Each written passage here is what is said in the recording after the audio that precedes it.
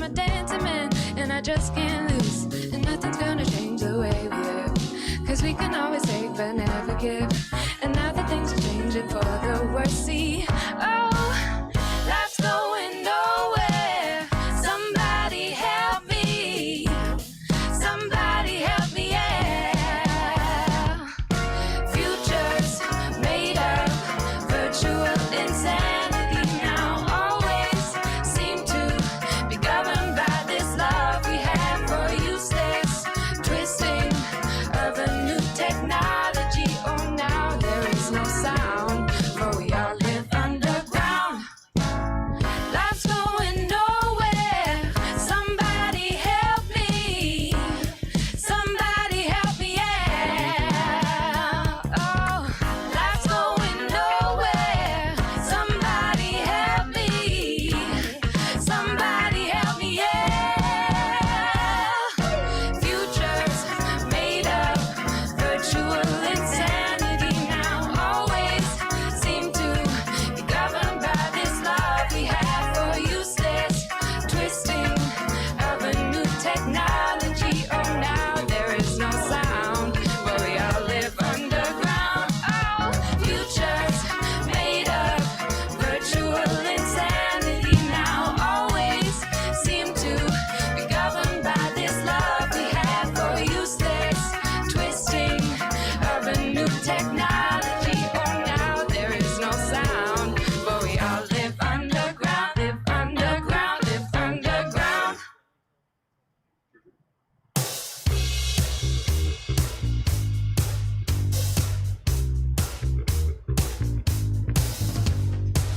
Sweet dreams are made of this.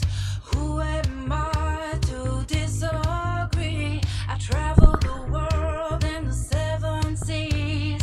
Everybody's looking for something. Some of them want to use you. Some of them want Welcome to the Stab Comedy Theater. It's time for real live comedians. Please welcome to stage your host, Jason Mack. Oh, that's okay. Be careful. Yeah, all right. Comedy outside. We're here. Is this what you guys expected? Nothing is as we expect anymore. I hope you're having a good pandemic. I'm great. I spent the last half of it with a pregnant woman with OCD. And then it got worse. She had a baby. And it keeps getting worse. It's mine. I have PTSD, and PTSD and OCD, they're not compatible anxiety disorders. I don't know if anything's compatible with either of them. But also, OCD isn't like what people think it is. Like, my girlfriend has OCD, and it's not a lot of like cutesy, counting steps things. Like, the only things that she's counting are the ways that I'm failing her as a man. It got tense though, because it was just the two of us getting to know each other through our debilitating trauma, and just got to the point where like all I wanted for most of the pandemic was like a nice open field that I could just go scream in with some privacy, Didn't quite get that. So we had a baby, and he's like I want to say his name's Ryan. He's cool. We want him to like learn, but like he's an idiot. He's just but apparently he knows how to swim. Apparently all babies know how to swim, and they have baby swimming classes. And you'd think it'd be like, oh, they put some wings on him, put him in the water, and let him splash around. No.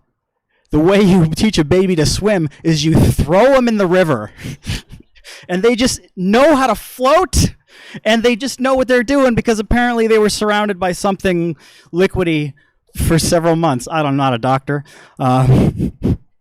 So that's cool, baby swimming class. But you know what? Somebody had to like figure that out. So I don't know if they just dropped a baby in a body of water, or if they started with 10-year-olds and just started chucking them in gorges and went down until they stopped dying. I don't know how they did it. I feel bad for the lifeguard because, hey, Sam, can you go down? Could you come down to the river? I have a theory. We'll pay you minimum wage. Personally, I think the baby drowning instructors deserve a living wage, but that's just me. I don't want to get political. I have PTSD. I talked about that. You guys don't have to worry. It's not my PTSD isn't the stabby or shooty kind. It's the Heidi kind. It's more this than than that. I also have traumatic brain injury. I have tinnitus from the war. I have an auditory processing disorder where I can't process speech out of the right side of my head. I have Hashimoto's disease, where my immune system's attacking my thyroid. I have fibromyalgia. I have fatty liver disease. I have sleep apnea, and I've never torn off the right amount of aluminum foil. So the list goes on. It actually took me a really long time to get diagnosed for all that, because doctors wouldn't listen to me.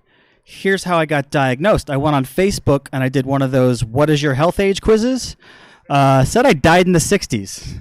It's like, that's not good, So I started eating healthier. I went gluten free because I found out that gluten is an autoimmune trigger for one of my diseases, and I feel really good. It's been like 2 years. I've been gluten free, lost a bunch of weight, have a bunch of extra energy, and I think since I'm doing so good. This weekend for my cheat meal, I'm thinking about eating a bullet. Sorry, okay. Do I not have to yell the suicide joke twice? Is that not how? Did anybody have a moment during the pandemic where you just started using more Tabasco sauce because you were just so bored? Just pouring it on everything? Yeah. A friend of mine told me that semen makes your teeth whiter, so I'm trying to eat more of that now.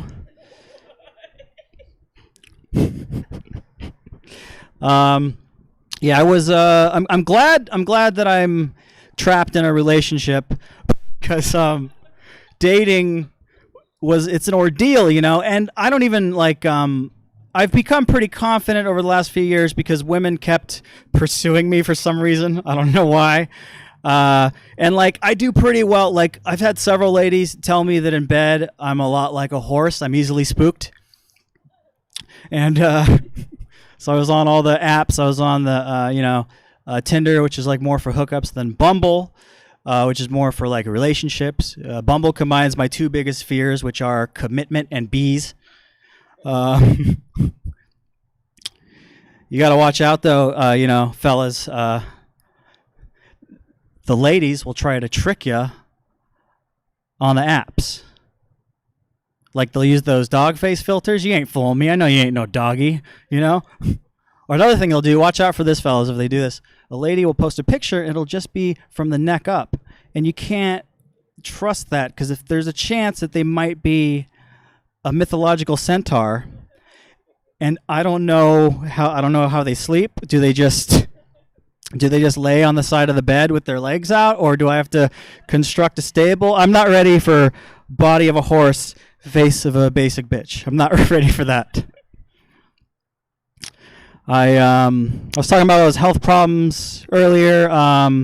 Several years ago, it got really bad because I wasn't diagnosed. I mentioned that, and I started having really dark thoughts. I came up with a plan, actually, to go to my local VA medical center, and I was going to light myself on fire on the lawn. But here's the thing. I looked it up, and it's been done before. like 4 or 5 times. So this is the story of how not wanting to be a hack saved my life. Thanks. Yeah. I don't know. Is anyone else? I'm all my movements are tracked by satellites. Anybody else? Is anybody else doing that? I'm concerned about there's always a trade-off between privacy and wanting to, interact with the modern world and look at the stars, I guess.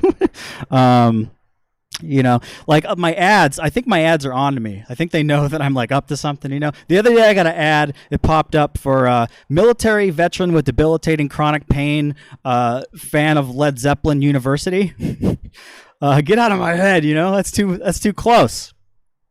It's too close. I love dogs. I'm a big fan of dogs. I have a dog. I love service dogs. I love fake service dogs. That's weirdly controversial for some reason. People get mad when a dog shows up where it's not supposed to be and starts causing mayhem. I love it, there's a pug with a sweater in a Denny's. Where's your sense of adventure? That's incredible. Get out of here with your dog phobia, my dog, she's a black lab.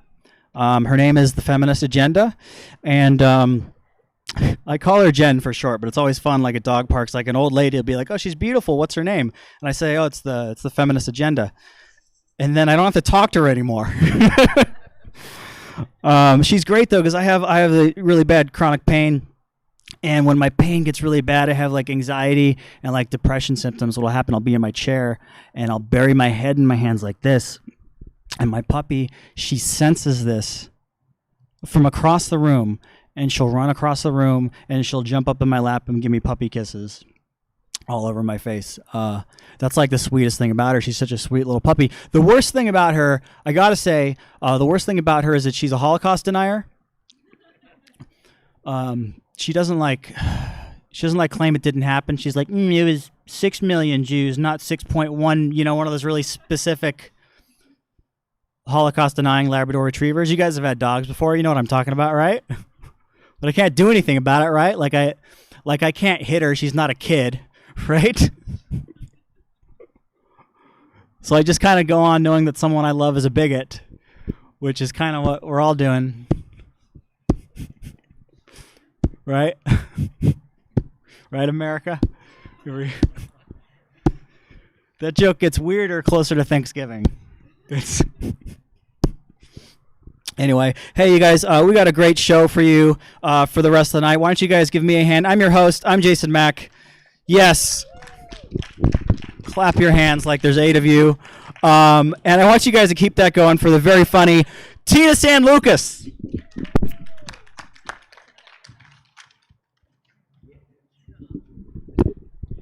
What a turnout. Look at this beautiful crowd here tonight at the Stab Comedy Spa. I'm feeling it. Have you ever been asked to be in an orgy? Never, huh? Well, recently someone covertly asked if I wanted to be in an orgy. And I knew they were asking if I wanted to be in an orgy because they said, Tina, do you want to be in an orgy? And I was like, I can't answer right away. I want to see the lineup. Who's going to be in this fucking orgy, right? I can't just say, yeah, and then I look at the lineup and I'm like, oh, no, I'm committed to this. And for the last 17 years, I've been fucking an uncircumcised guy, so I'm kind of over the anteater dick. So I'm going to need everyone to fucking line up. To be like, yes, no, maybe, pull it back. And I still haven't done the orgy. I'm recently separated from my husband. You can clap. It was fucking getting stale. Apparently, I have this joke about dry pussy. And it goes, my pussy's so dry, it's like instant mashed potatoes. You gotta pour water on it for it to even look like a pussy, right? That's the joke. If you've ever seen me before, I say that joke. Apparently, he didn't like potatoes. So, we're not together anymore. But we're really worried about how we're gonna separate. We have a 9-year-old and we wanna be classy, you know what I mean? So we're like, should we sell the house? Should we not sell the house? We decided we're not gonna sell the house, and there's an apartment in the back and he's gonna live back there. And I'm like, well, we'll see how fucking that goes. There's cameras all over the house, so the first time I bring a new guy over to fuck, there's gonna be a fucking problem. It's gonna be crazy. It's gonna be crazy. Part of the stress of the pandemic was that I've had my 9-year-old son home from school for 18 fucking months. You me? I'm losing my shit over there. Okay? Just yesterday, my fucking kid almost burned the house down. Real shit, right? My husband thinks he needs to be more independent, and so he should make his own breakfast, which consists of putting one microwavable sausage link in the microwave. I make it hard. He doesn't have to push 100. We have the shortcut button. He just has to push number 1, right? And then he has to put a waffle in the toaster. Push the toaster down. This fucking kid put the waffle in the toaster and took a hot pad and set it on top of the fucking toaster. I was fucking pissed, you guys. I was so mad I used the R word. For real, I looked right at him and I was like, are you really fucking stupid? And then I was so mad as soon as my husband walked in from the end of his workday, I was like, you're fucking retarded. And we're not married anymore. So we're gonna be, not because I called him retarded, really because we just weren't fucking anymore. That's the truth of that. But let's see, what else we got here? My parents smoke meth, both of them.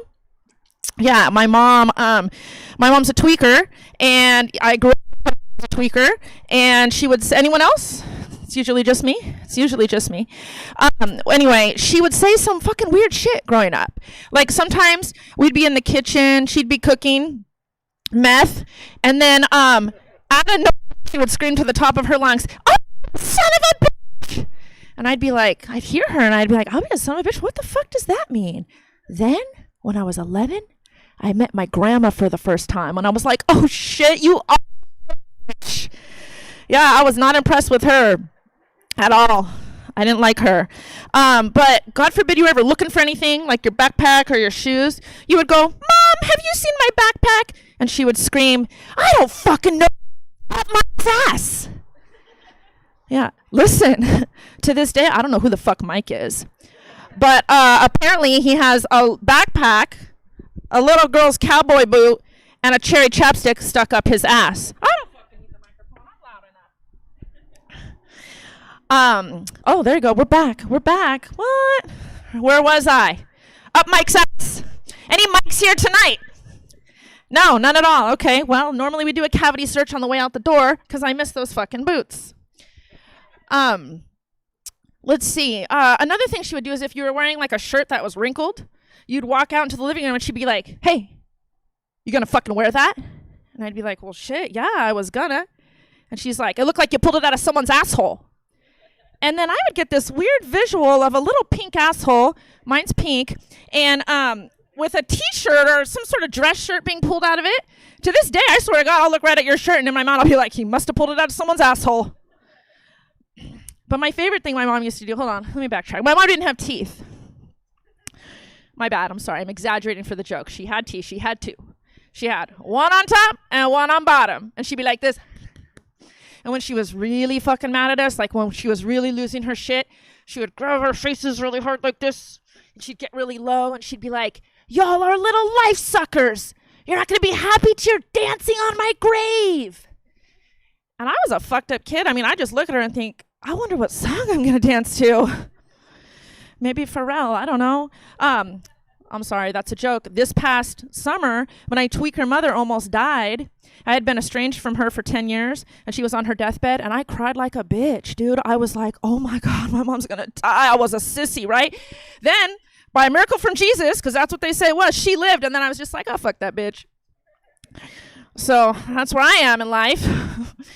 You know, getting divorced, tweaker mom almost dies. Shit's going good. 2021 is looking a lot better than 2020, right?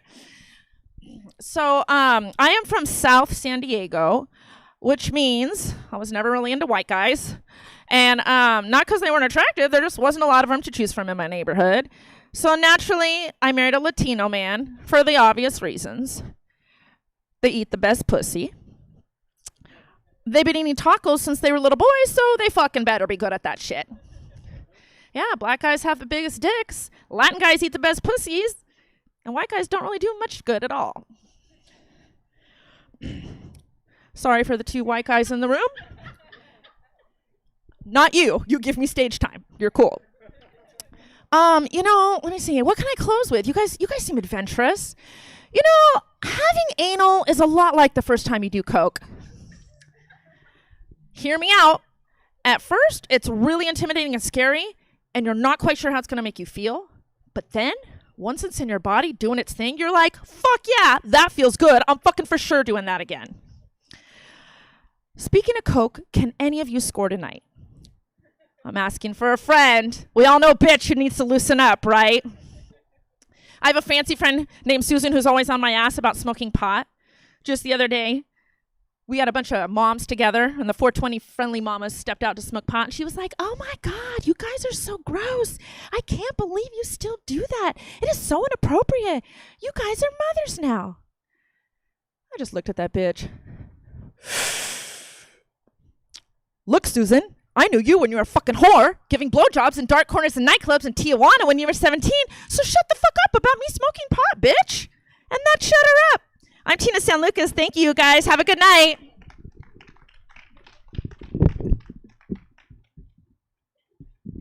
That's how we end comedy. Tina San Lucas, everybody.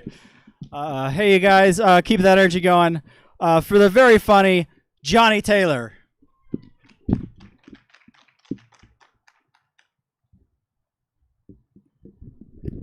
Hey. I don't know how to follow that. I always love when there's like kind of a smaller crowd and then no one sits in the front row. It's like, you guys are still in the front row. You know what I mean? Or you didn't, now there's just plastic in front of you. This is like the end of jury selection. Just like reading a fucking beach novel back there. I'm a white guy. I don't do anything good in bed. I gotta be honest. I learned that recently. Just useless, basically. It's funny. It's funny because I can't really even deny it. I'm sure Mexican guys are good at eating pussy. Black guys clearly have the biggest dicks. I've seen the pornos; they're large. Imagine a guy with a black guy with a small dick. That guy must feel like such an outlier. It's just like, that must be sad. Just wakes up in the morning, looks at himself after a shower, like, why'd God curse me? Why? I'm going to tell you guys a story about one of the last cool things I did before the pandemic. I went to a music festival. Anybody here like music festivals? All right, one person into it. The rest of you guys are just like, I don't know what he's talking about. I went to City of Trees Festival. City of Trees, I'm not trying to name drop, but I'm friends with one of the bands that was on that lineup. And they texted me, and they're like, Johnny, come through. We'll get you all access after our show. And I was like, oh, that'd be fucking awesome. And so we're driving to the festival, right? And my friend, another comic, as we're going, he's like, hey, do you like the headliners for this festival? And I was like, I don't even know who it is. And he says, it's the band Incubus. I said, no, I don't like that band. And then I thought about it, and I was like, actually, I like that one part in that one song where the guy goes,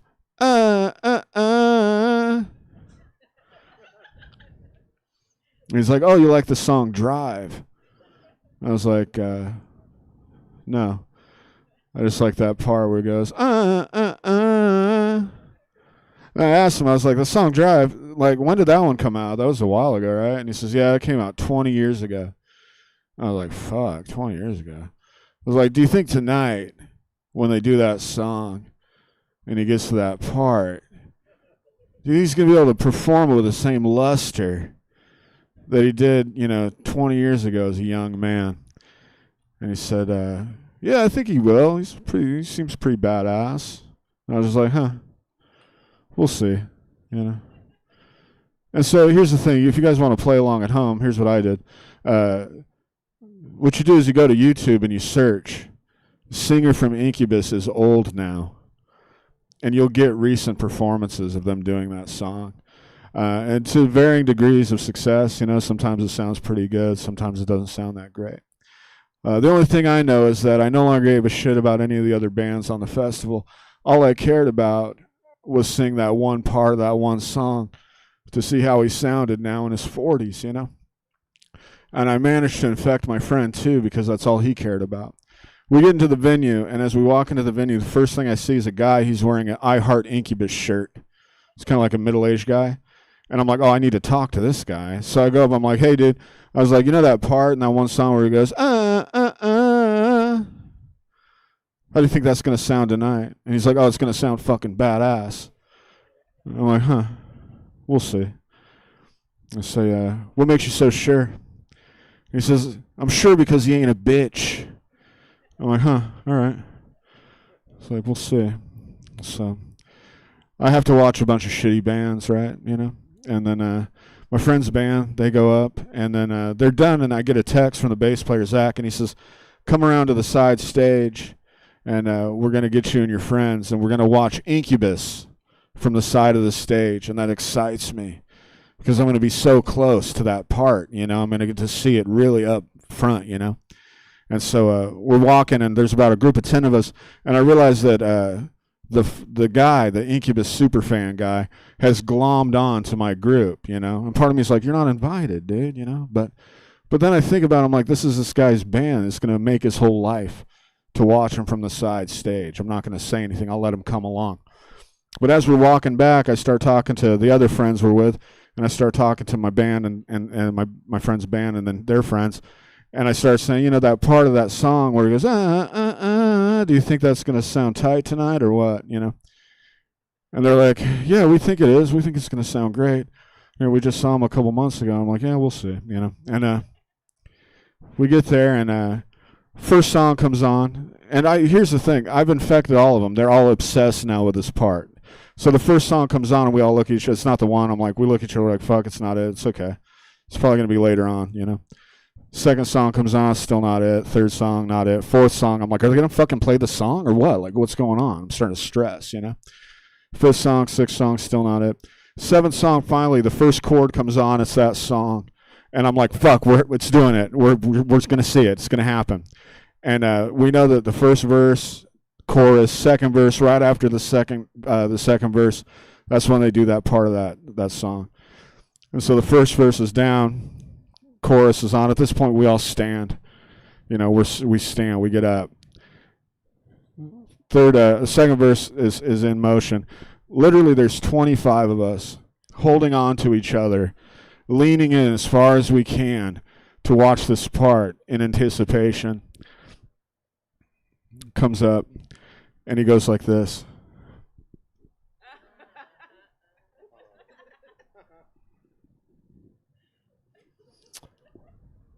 I've never been angrier in my life than that very moment. I looked at the Incubus superfan, and he's like, what a bitch. I'm like, yeah, I know. I told you. Told you this whole time. Then he's like, I'm going to see him next week, too. I'm like, do you think he's going to do it again? And he's like, we'll see. Oh, yeah. Yeah, wow, role reversal. We did it. So, I like you two in the back. You guys seem very much in love. Are you guys on Molly? Like, you're like, I like it. I like it. It's making me want to listen to like some Marvin Gaye. Is this a day? What brought you guys out to this? Got lost or something? Like, I have a friend on the show. Can I do a dark joke? I don't know how much time I have. I'm fucking fledgling. 2.5 minutes, okay. If I kill 30 seconds with banter, I think I got a 2-minuter in me. I want to do a dark joke. Can you guys handle it? All right. Somebody said woo. One person said woo, so I'm like, it's a go. We're doing it. 14.3% of this crowd said woo. Here's the thing. So I used to have, who has anxiety in here? Anybody? You wooed having anxiety? That's a weird way to say you got it. It's like, whoop, whoop, I barely get out of the house, y'all. I've had anxiety most of my life. I was a little kid when I realized something was wrong. I didn't know what it was, though, because I was just a small child, you know. And it would always happen at bedtime, so I'd get into my bed. I'd get tucked in. I'd stare into the darkness of my ceiling and also the wall a little bit. I have a lazy eye. So I'd stare up and over. And unprovoked, not triggered by anything in particular, my heart would start pounding. I would start sweating buckets. And I'd have the same thought over and over again in a cycle in my head. And the thought is, what am I going to do when my parents die? That's going to be the worst day of my life. How am I going to handle my parents dying? They're everything to me. What am I going to do when they die? And this would happen night after night after night. And now my parents are both dead. So needless to say, that's a huge weight that's been lifted off my shoulders.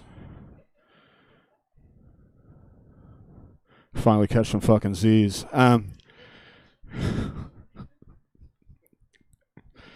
Nobody ever knows that your parents are dead. You know, they don't assume it. They'll come up to like, oh, the holidays are coming up. You're going to see your folks. And I have to be like, no. And they're like, well, you're at least going to contact them, right? And I have to be like, well, I don't know. Do you have a Ouija board? Contact them together, make a night of it. I remember Amy. Do you guys like Amy Winehouse? You woo the fuck out of this mother. This is woo girl supreme over here. I know. You'll woo for anything. I'm like, Hitler was misunderstood. She's like, woo!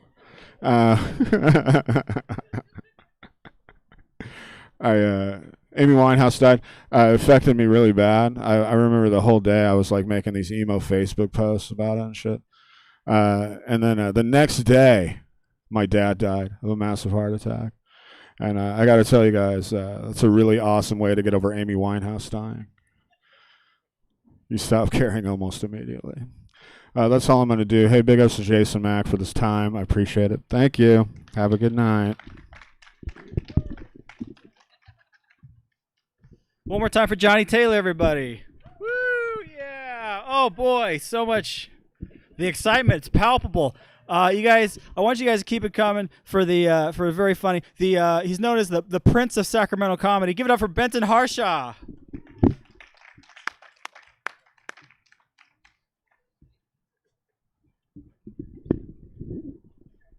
I've never been called that.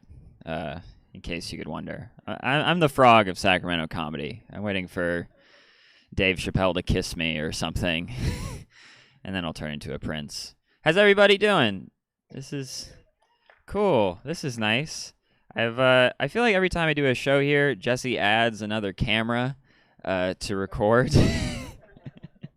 This, like, on the weekends, he does do those ISIS videos here. He produces those right here. There's a girl wooing. It's very similar. I had a Cliff Bar before this, so this is going to be an energetic set for me. I can tell right off the bat. I live with my parents. I was just there. Things are going well if I live with them as an adult. That's what I think. Anyone else here live with their parents? All right, good. We segregated you all into a row over there. That's good. I live with my parents. It's a weird relationship because, like, I don't know. Like, I got into an argument with my mom the other day, and we were going back and forth. And in the middle of the argument, she told me to go to my room. Yeah, and here's the thing. I'm an adult. She can't talk to me like that. So I was like, hey, I'm an adult. You can't talk to me like that. And she was like, oh, yeah, you're right. Well, then go fuck yourself. Mommy. And then I went to my room. I don't want to pay more rent. That's a battle I'm not going to win. I know that. It's fun living with them. I like my parents. My mom is very protective. She's always been very protective. She had this rule for my sister and I growing up that we couldn't drive in the same car because if the car crashed, then both of her kids would die. So yeah. Unrelated, I have anxiety. I have lots of anxiety. I love that rule so much because it's like if I died in a car crash at my funeral, she would be like, "This is why we have the rule." Everyone at book club said I was crazy, but now I have one alive kid. It's fun. I have a dad too. He's a death penalty lawyer. He like represents murderers and serial killers on death row. It's a fun thing to tell people your dad does. It's like, yeah, my dad puts down dogs for the city. Like, it's got a weird energy to it. He tells me about his job. He told me about this guy on death row that he only eats bananas without peeling the skin off first. And it's like, yeah, he did it. Yeah. If he doesn't even leave fruit, like, there, like, if he doesn't even leave evidence when he eats fruit, like, there's no way with people. Like, I don't know how easy that trial is. Like, the prosecutor just walks in, throws a banana, is like, show us your darkness. Bring it to us. It is weird because I would grow up and the teacher would ask us what our parents did. So I would be in class and the teacher would be like, Billy, what does your dad do? Oh, my dad's a firefighter. Oh, Thomas, what does your dad do? Oh, my dad's dead. He got killed by the six-fingered strangler. Benton, what does your dad do? He defends the six-fingered strangler. And by the way, he killed your father allegedly, Thomas. We'll let the jury decide. It's even weird, like on the playground, like two kids were going at it. They're like, my dad can beat up your dad. No, my dad can beat up your dad. And I'd run in and be like, if one of your dads goes too far, you can hire my dad. And then, like, my dad found out I was telling these jokes, and he's, like, been trying to pitch me material, but it just comes off as really awkward. He'll just, like, corner me in the kitchen and be like, hey, Benny boy, a client of mine had to join a gang to feed his family. What's the deal with that? It's like, I don't know. Sounds like you need to do your job better. I'm not a lawyer. That will not be the thing. I am a teacher, actually, which is funny. They're so desperate for substitute teachers that they are hiring children. I'm a teacher. I teach kids to read, and I felt good about that. And then I remembered kids don't read books anymore. The only thing I'm giving them tools for are to fight strangers online. That's the only thing they're going to use reading for. Like, that's how we should teach kids to read. Like, just make them fight strangers online. Just be like, no, Daniel, it's my boys and I will fuck you up if you don't stop talking shit. I always worry what type of teacher I am or am going to be. Like, I had a lot of weird teachers growing up.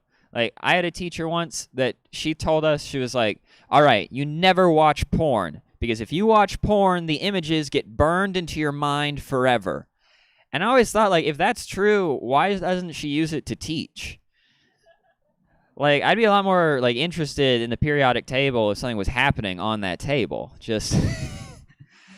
But, because the anti-sex teachers, those are weird. The ones I hate, the pro-sex teachers. Like, I had a teacher the first day, 1/8 of the audience just left. I had teachers that were, like, very pro-sex. Like, I had this teacher on the first day. She was like, all right, if sex comes up in this class, we're going to talk about it. We're going to dive into it. We're not going to shy away from it. If it comes up, we're going to get right into it. We're not going to not confront it. And it's like, okay, that's cool, but this is a math class. When does this come up? Does every question have 69 in it? I don't know. This is some newer stuff. My uncle is a cop. Sometimes people boo when I say that, and I couldn't agree more. I hate uncles. Uncles suck. Where do they get off being your sister's, your mother's brother? I know. I forgot how uncles worked for a second, just in my head there. Yeah, he's a cop. He responds to, like, homicides, so he's been to a lot of murder scenes. And he was bragging to me. He was like, Benton, I've been doing this so long, I can tell just by the smell how long a body's been dead.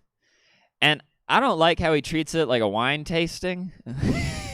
I don't like how he runs into a crime scene with a dinner jacket, and he's like, I'm getting notes of hooker. No, escort. And another cop's like, is there a difference? And he's like, is there a difference? Yeah, he also told me that if there's a dead body in an apartment, your pet will start to eat you. Like, your pet will eat you. It happens every time. But they wait a few days. Pets will wait a few days, which that says to me that pets will feel guilt, and then they will talk themselves out of that guilt before eating you. Like, they're just left alone. And on day one, they're like, all right, that's Kevin. I can't eat Kevin. Kevin took me in when I was having a really hard time. I can't eat Kevin. That would be very bad for me. I'm not going to eat Kevin. And then day two, he's like, he did once look like he was throwing a stick, and there was no stick. And I think he knew that. So Kevin wasn't like a saint. Like, Kevin wasn't the best guy in the world, but I can't eat Kevin. I can't eat Kevin. And then day 3, he's like, I might lick him. I might give one lick. He used to let me do that anyway. I don't feel like I'm in the wrong on that one. And then day 4 is like, I need to stop eating Kevin. Thank you. That was a new joke. So that was the journey for us together. I smoke weed. Anyone else here smoke weed? Cool. I smoke weed. I don't really look like I smoke weed. I kind of look like the only drug I do is an inhaler. It doesn't really fit. Like, I have a wholesome vibe. Like, I was a Boy Scout. Like, I look like I make birdhouses in a treehouse. Like, I don't... I was a Boy Scout. When I was in Boy Scouts, they were very anti-gay, but they also made us wear short shorts. So, very confusing time in the Boy Scouts. Like, the Boy Scouts are like, what are we doing today? And they're like, we're going to get accessories for your sash. Don't be a pussy about it. It's like, okay. Like, the Boy Scout uniform looks like something that Elton John would look at and be like, that's too much. That is much too much. 2 minutes. What to do? I'm single now. Went through a breakup recently. I'm dating and I hate it. I hate dating. It's the worst thing it's the worst activity. I was on Tinder and I matched with this girl, and in her bio, she said that she was spiritual, but also said that she was conservative. But I'm not sure what that looks like as a person at all. Like, I just go over to her house, and she's like, hi, welcome to my place. This is my crystal. It keeps away immigrants. Oh, yeah, that's my American dream catcher. Yeah, it's... I dated a girl for a while that was Christian. I'm not Christian. I don't think I could be Christian because they don't believe in dinosaurs. And I really like dinosaurs, so that's not happening. Like, some Christians believe that the devil buried dinosaur fossils to trick humans into believing in them. But if anything, this makes me think, like, the devil's kind of a cool guy. Like, he's like a fun dad setting up a scavenger hunt for his kids. He's like, ooh, they're going to love this. Like, he's got, like, a sun hat and a trowel. He's like, ooh, after this, I'm making pizza rolls. And I know I'm going to hell for this, but when I get there, the devil's going to be like, welcome to Jurassic Park. All right, that's been my time. Thank you so much.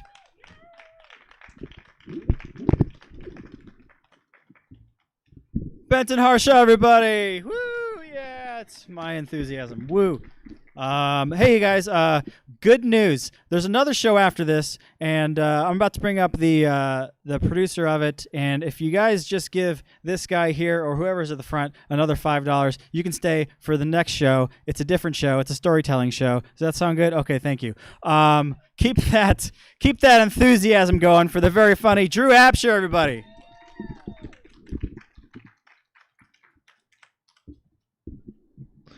What did you guys do? Where'd everyone go?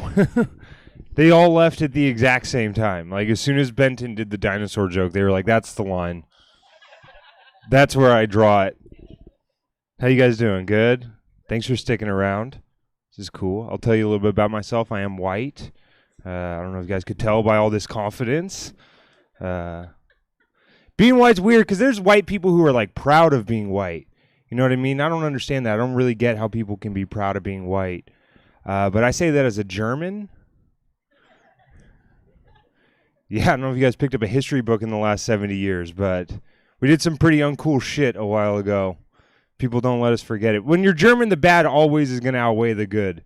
You know what I mean?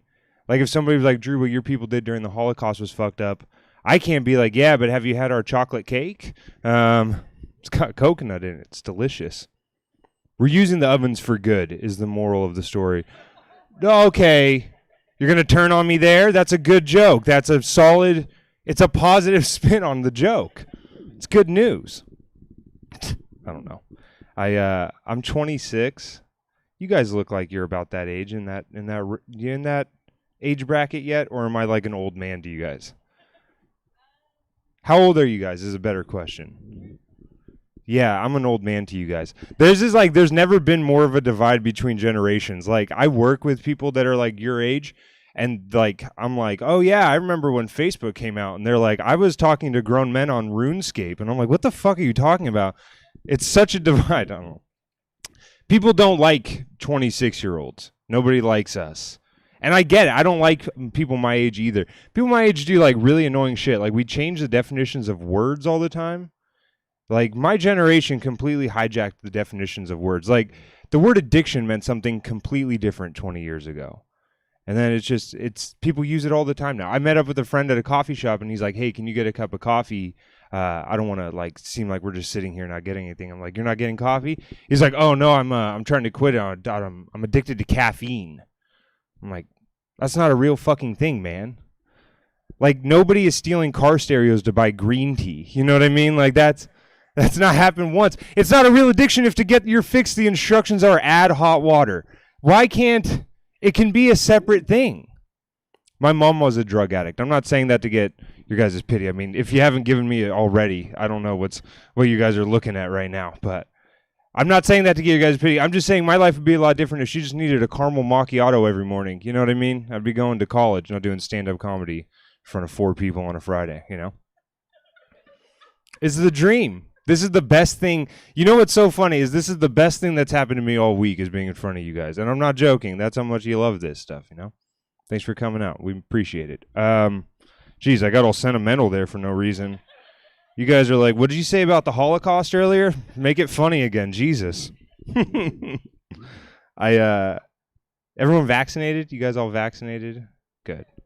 Cool. I'm vaccinated too. I don't like doing the anti-vax stuff anymore. It freaks me out a little bit, you know. I just started unfriending people on Facebook because I don't want to talk about it anymore, you know.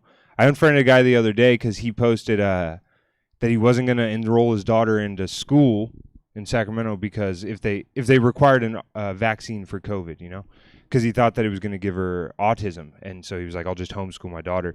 And it's like, I know a lot of people with autism. And I got offended by that, you know, because I know these people, and I know that every one of them is better off than anyone who got homeschooled.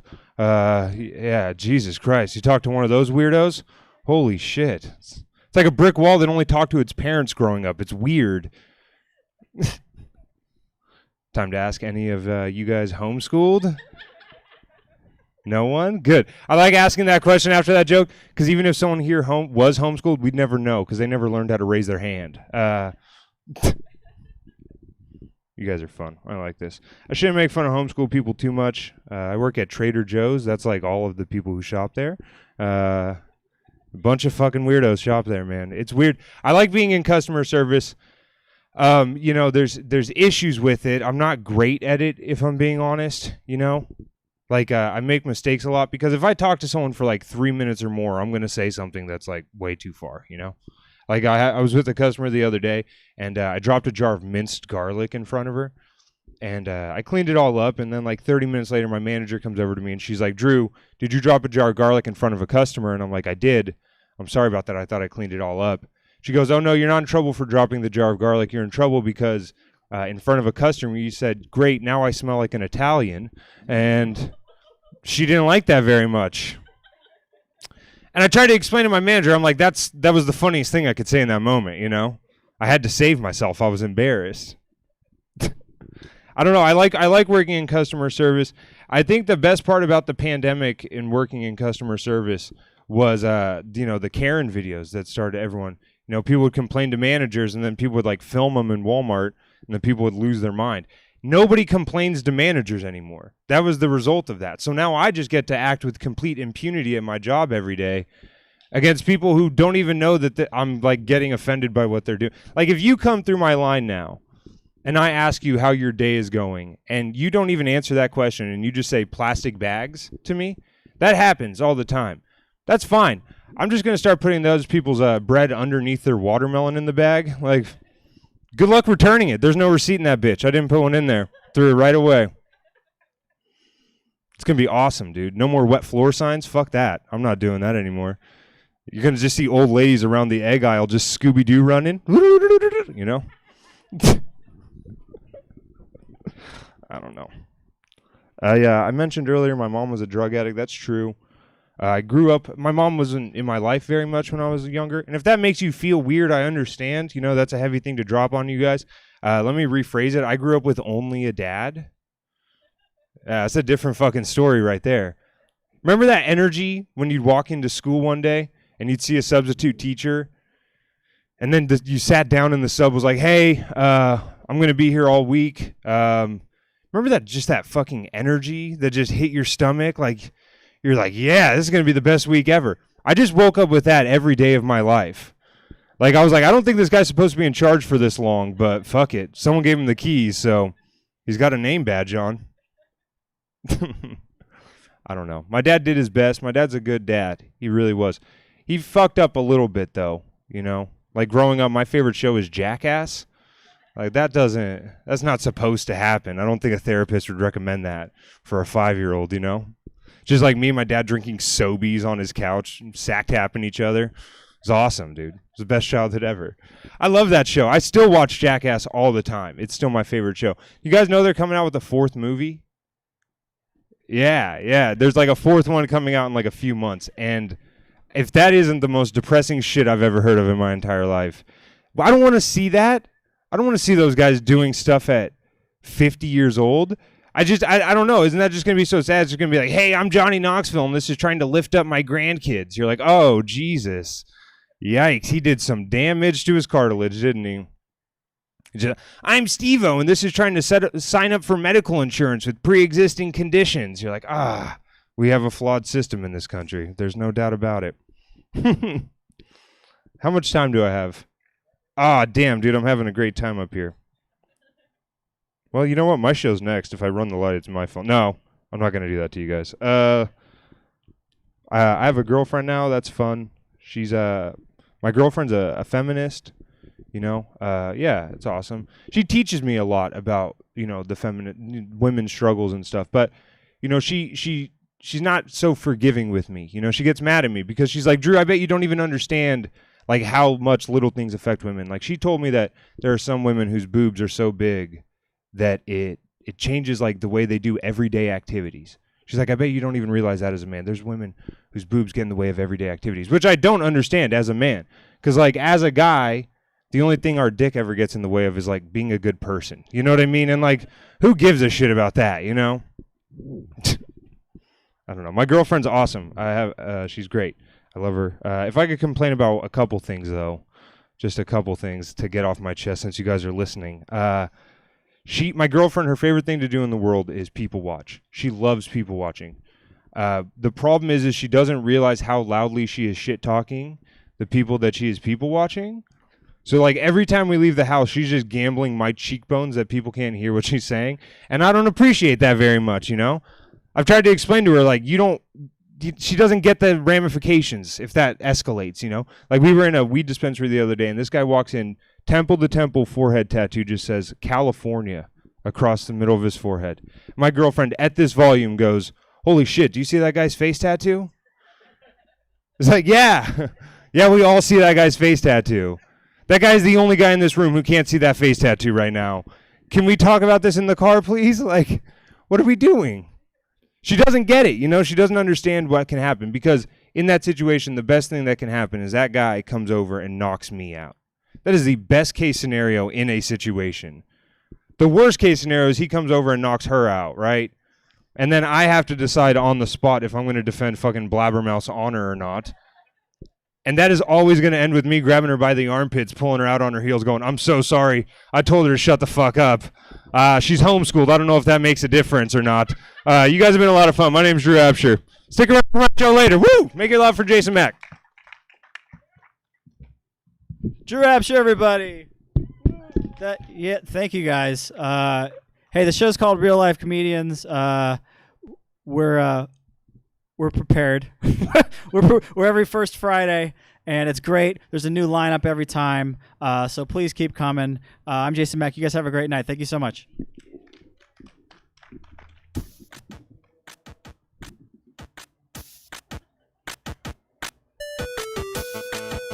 Hey, everybody. Thanks for coming out. You've had an entire hour to consider if you want to throw $5 more down and stick around. Jess will take care of you up front. And, you know, while you're out there, maybe get a drink. And now the 15, 20 people standing weirdly in the middle of the backyard can approach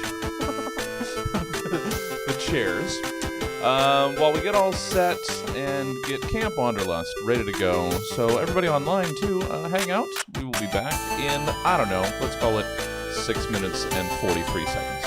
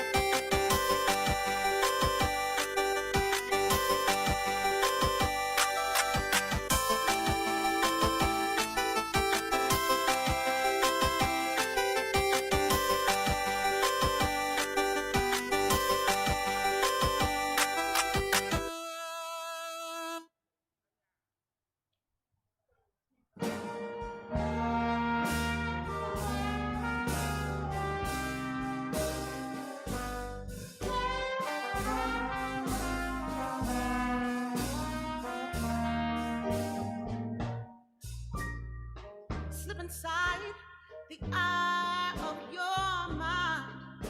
Don't you know that you might find a better place to play?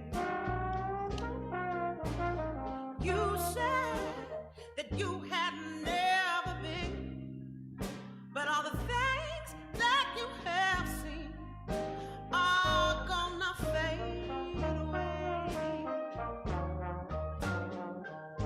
So I'll start a revolution from my bed, because you said the brains that I had went straight to my head. Step outside, it's summertime in bloom.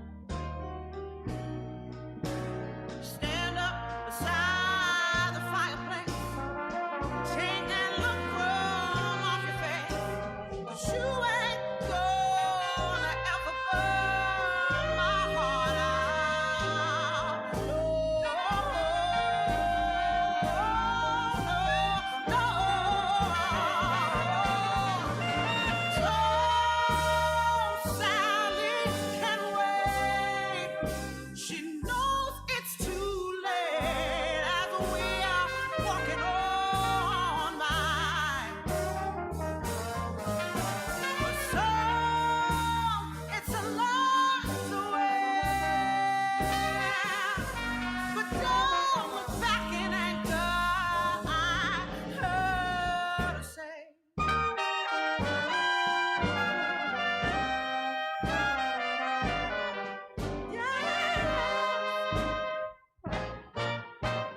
Take me to the place that you go, when nobody knows that it is not our day.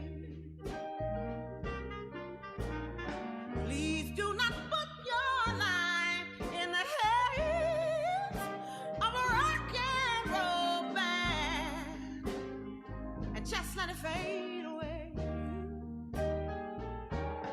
Oh, so I'll start a revolution from my bed, because you said the brains I had went straight to my head. Step outside, 'cause it's summertime in bloom. Stand up by the fireplace, take that look off your face. You ain't never gonna burn my heart out. No.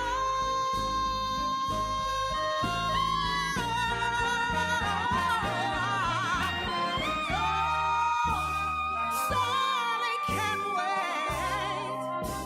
She knows it's too late as she's walking on by. So it slides away, but don't look back in anger, I heard you say.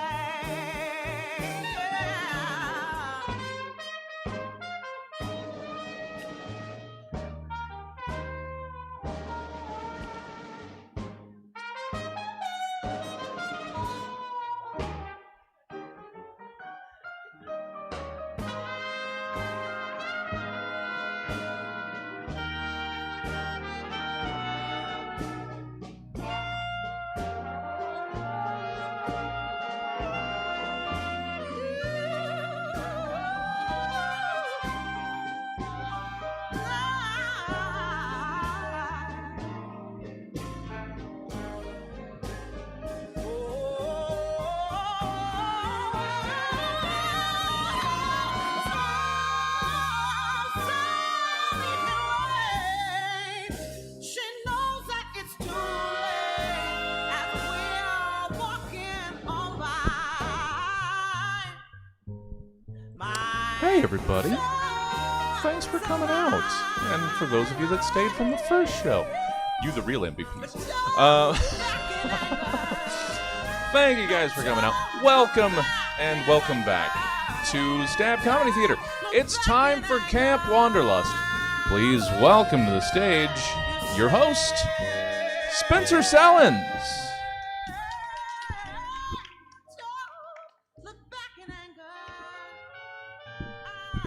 Stab, how we doing? We doing good? I want your energy.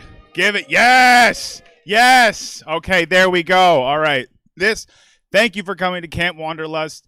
This is a storytelling show, a combination of both my show, which is like a travel show, Wanderlust, and my awesome co-host, Drew Absher, his Camp Stories show.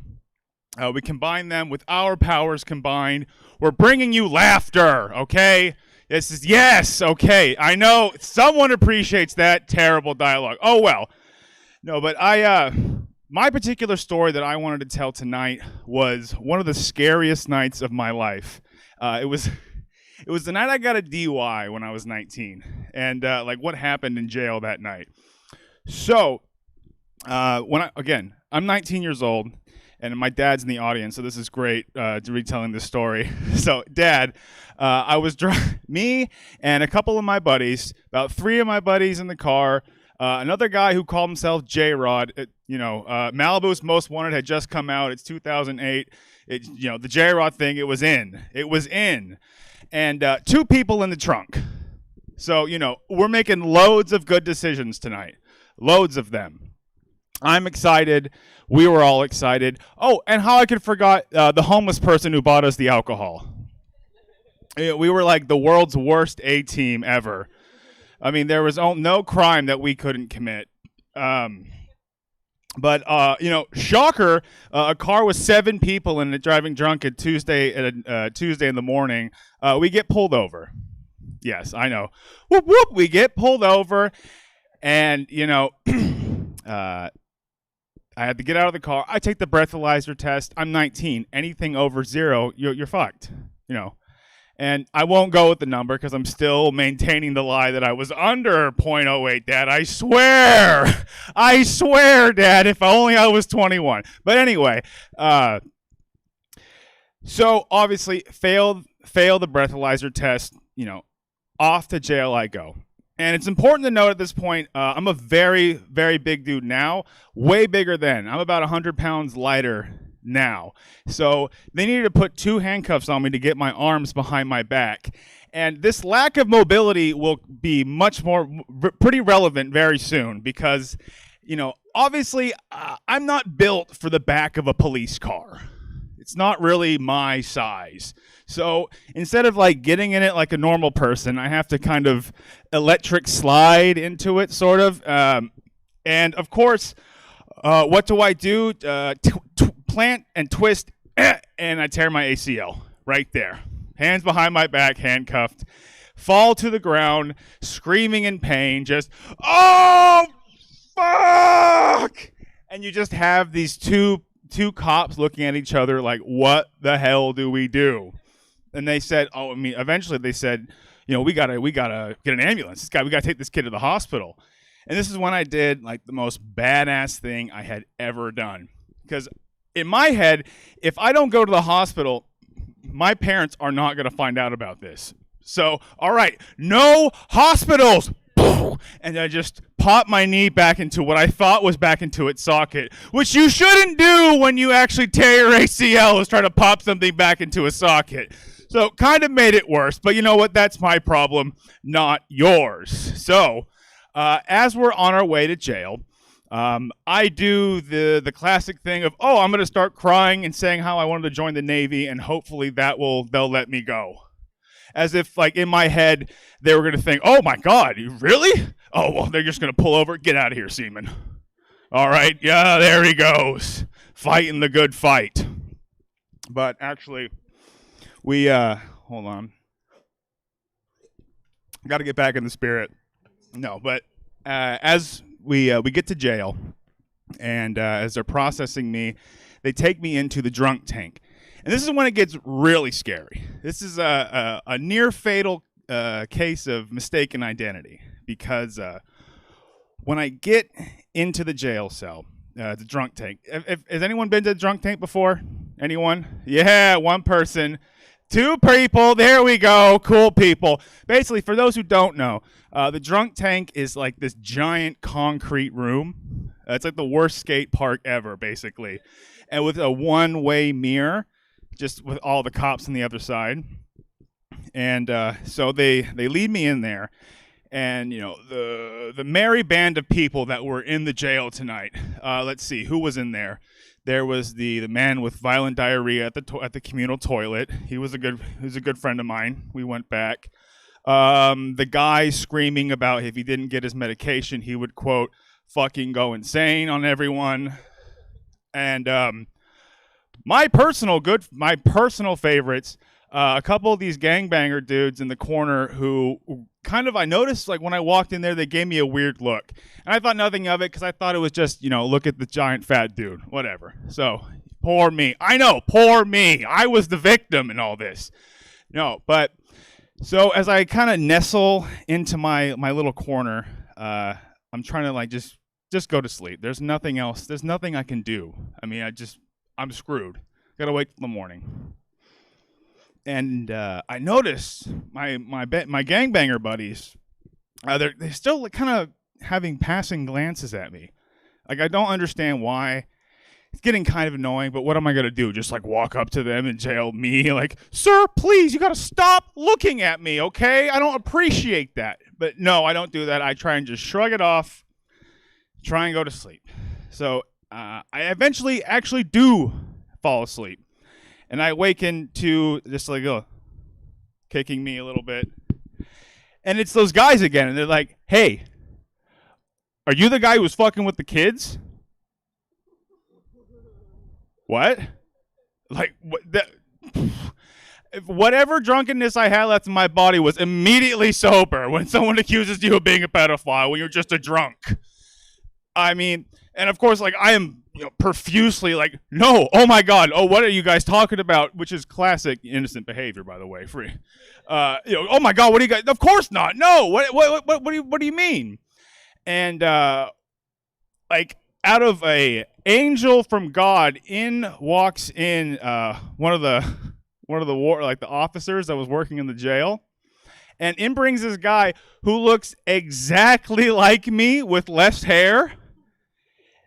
And I think about who this might have been, people. So I run up to the policeman and I'm like, dude, you got to help me. Like, they think that I'm like a pedophile or something. I don't know what's going on. Like, just tell them I'm here because I'm a dumb kid who is driving drunk. Please help me. And the officer looks at me and looks back at the room, and he's just like, no, not him. And then just like walks back outside and closes the door.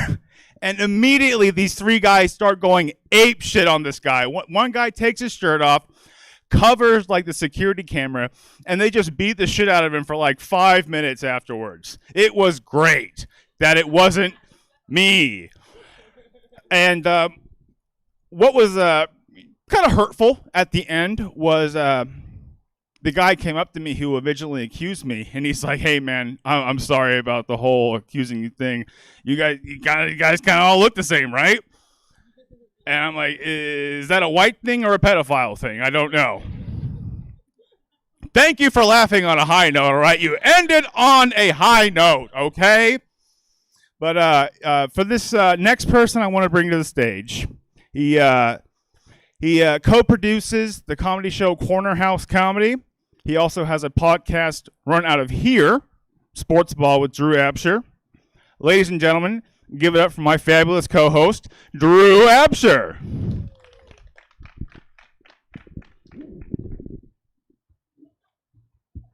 Yeah, Spencer Sellens, everybody. Oh, hey, you guys again. Oh, hey. Reunited, and it feels so good. I did want to just say one thing.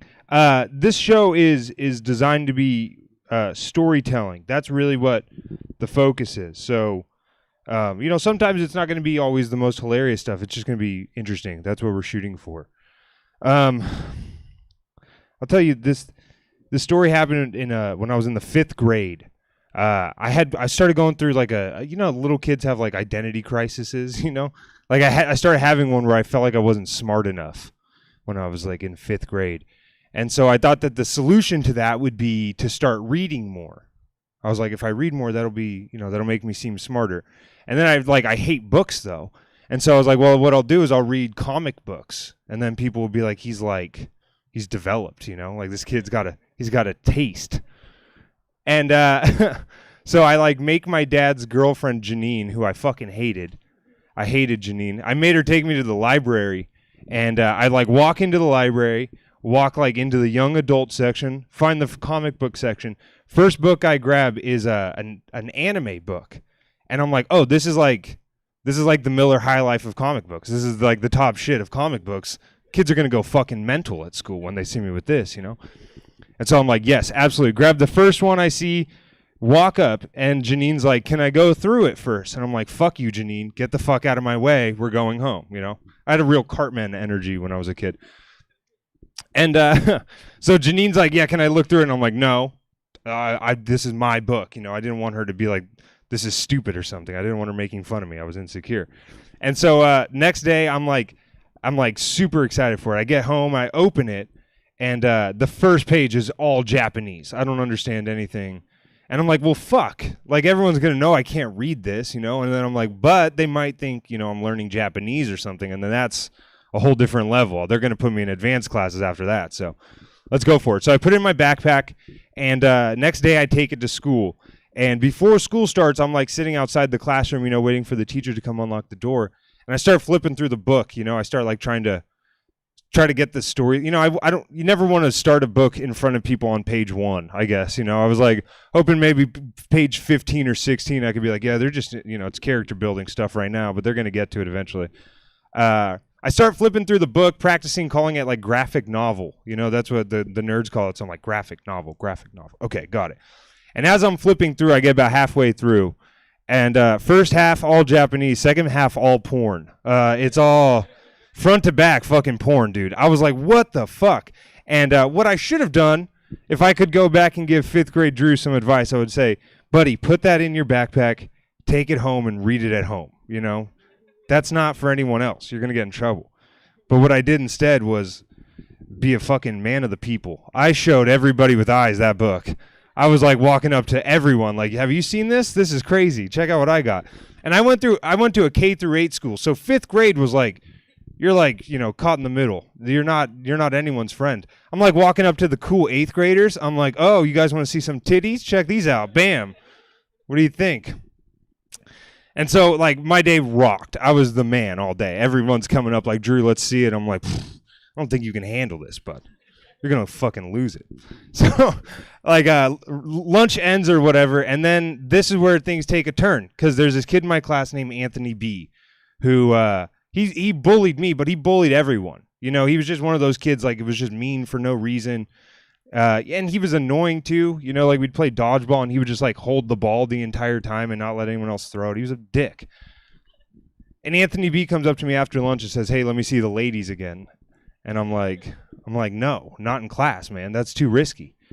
And I start ignoring him, that fucking power move in the 5th grade where you're just like, head down. I'm doing my work, buddy. I don't know who you're talking to. And Anthony B says to me, if you don't tell me, or if you don't show me the pictures again, I'm going to go tell Mr. Bennett you got porn at school. And I was like, call his bluff. Because I'm going to get found out either way. If we're looking at it back here, he's going to come back here and see it. So I'm like, well, my only move here is to like let him do it. I'm like, go ahead, And Anthony B, to his credit, he fucking stood right up and went and told the teacher, dude. He did not blink at that. So Mr. Bennett comes back and he's like, let me look in your backpack, which I know now is an illegal, search. Like I didn't know my rights at the time, and that is the failure of the public school system in a nutshell. Mr. Bennett comes back and he confiscates the book, takes it to the principal, and I'm a fucking wreck at this point, dude. I'm like weeping because this is like a few years after the Megan's Law shit happened, where you had to like register as a sex offender and stuff. And so I had like, on the radio, they're like, a man peeing by a school has to. So I'm like, I'm fucked, dude. This is my life. It's gone. I have porn at school. That's the creepy kid, And I'm sitting in the office, and then the the secretary of the office tells me, "Oh, your dad couldn't get out of work early. Janine's coming." And I'm like, "Make it stop, lady. Just kill me. Just kill me. This is the worst day of my life. I fucking hate Janine." And Janine marches into the school, and she comes up to me. And at this point, like, Janine has no reason to be on my side, right? All she knows is I made her drive me to a library, walked into a Japanese anime section, grabbed the first book, and said, "Let's get the fuck out of here. No, you're not allowed to look at it." It looks like I was purposely grabbing that book for the porn, you know? And Janine walks up to me, and she's like, "I need you to be honest with me. Did you know that there was porn in that book when you grabbed it?" And I said, "I swear to God, Janine, if you don't shut the fuck up." No, I said, "No, I didn't know, Janine. I had no fucking idea." And so Janine marches into the principal's office, and she comes back out like 5 minutes later, and she's like, "Grab your backpack. I got you out of it." And I'm like, "What the fuck?" The car ride home, Janine's like, "Hey, I told them that, you had no idea, and it was my fault. I should have looked in that book a little bit more. And I was your chaperone, and I'd failed you." And I was like, that's a very cool thing of Janine to do, to take the blame on that. Things ended nicely for Janine. Anthony B, not so much. Yeah, Anthony's a fucking dick, dude. And last thing I heard after, like, we graduated 8th grade or whatever, when everyone went their separate ways, I had a friend who told me that he had gotten into some, like, gang shit in high school. Like, Anthony B was, like, in a gang in high school that they went to or whatever. And then that same friend, like, a couple years ago, he texted me a KCRA 3 article. And I open it up, and Anthony was involved in a gang-related shooting at the Home Depot on Florin Boulevard, and he died. He died in the shooting, yeah. And at the bottom of the article, it said, like, detectives are still looking for a motive. And I wanted so badly to just reply to the email and say, he was always a fucking snitch, dude. That's what it has to be. All right, you guys have been a lot of fun. My name's Drew Absher. Make it real loud for your host again, Spencer Sellens, everybody. Snitches get stitches. Am I right, people? Yes? All right, you guys ready for your next comic? Yeah? Are you ready for your There we go. Yes. All right. She's one of my favorites. She runs her own comedy show called Comedy in the Park. Give it up for your next comic, Mariam Musavi.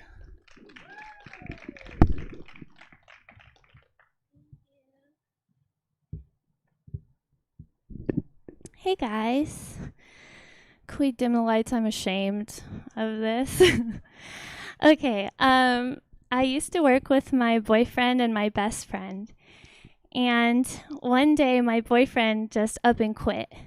He came in for his shift at 6 a.m. and he left at 7:20. And I said, "Baby, what's going on? Why'd you quit?" And he goes, I didn't like the way the managers were treating me. And I was like, "It's Trader Joe's. Like, what are you talking about? You getting too many piggyback rides or something?" And with that little information, I was confused, but I just decided to believe him.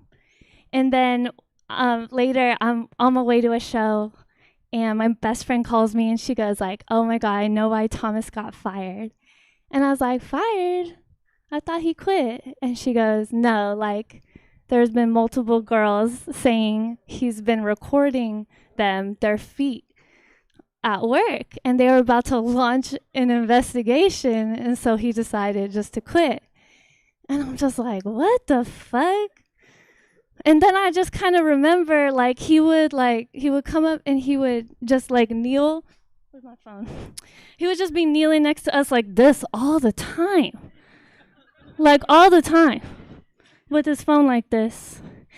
And I was like, just thinking, he's just taking a little rest, So, and then I also start thinking like, yeah, he always tickles my feet. He always tickles my feet. And I just thought it's because I have this cute little laugh and he's just really into it. And then sometimes I'd roll over in the middle of the night and I try to snuggle him, but it'd just be his like calves because he just fell asleep sniffing my feet or passed out from the fumes. It was hard to say. And then he would like try to like incorporate like foot play into sex. Like he would like ask me to like step on his chest and like stuff like, how erotic that is for everybody. And so it started all clicking together. And so me and my best friend, we invite him over. I invite them both over to my house because we're going to interrogate him. And my best friend Lena, she comes over with the bat. And Thomas, he comes over with his lies, okay? and I'm like, Thomas, why'd you lie? Why'd you lie about why you quit? And he's like, I'm not lying. Like I didn't record those girls. I was just stretching my ankle. And I was like, Thomas, you had 3 days to come up with something, a lie. And this is the best we can do. So Lena kicks him out. She takes me to get some pre-rolls. We ride around the neighborhood on our bikes. She kisses me on the cheek, drops me off. And I immediately run upstairs and call him and I say, I believe you. I really believe that ankle thing because I know you played tetherball in middle school and I see how that could affect you. So I get back with my creepy, now really unemployed boyfriend. And we decide, we're hanging out, and we decide, let's watch Sin City. Let's watch Sin City, lay on the bed. It's the middle of the day. It's our anniversary, so we had to do a little something special. And since that movie is very dark and it was in the middle of the day, I could really see his reflection. And I see, because he hasn't laid down yet, I see he starts recording me. He starts recording my feet and my butt and my feet, which are so crusty. Like, they are not. I want to show you, but they're Vans, so I don't want to take all that time. So, and I'm like, in the movie, I'm like, I'm just like, I can't look away. Like, I don't want to stop him because I want to just, like, for the first time, I can see what's going on, you know? And I'll just move, and he would be like, and I would be like, oh shit. In the movie, he'd be like, oh shit. Like, he was not paying attention. And then I whip my head back around, and I catch him, right? And I was like, I know what you just did. He's like, just caught, right? And I was like, you know this doesn't look good, right? Like, you know what I'm thinking now, right? And he's like, yeah. And I was like, how many videos? Like, how many videos do you have? He's like, I don't know, like 20. And I was like, what do you do with them? And he's like, I just watch them. I was like, okay. He just watches them. And then I kick him out and I never see him again. Oh, I should have said he's here tonight. You know, I was planning to say that, like, clap it up. But no, he moved to LA and I never saw him again. And I learned a lot. Thank you guys so much. You're being attentive and I feel cleansed. Thank you. Make it loud for Spencer. Woo!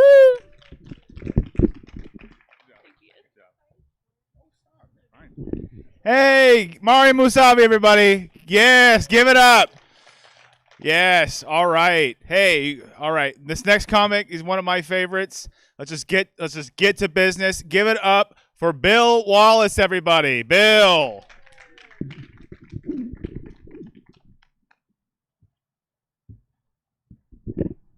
Hey, how's it going, everybody?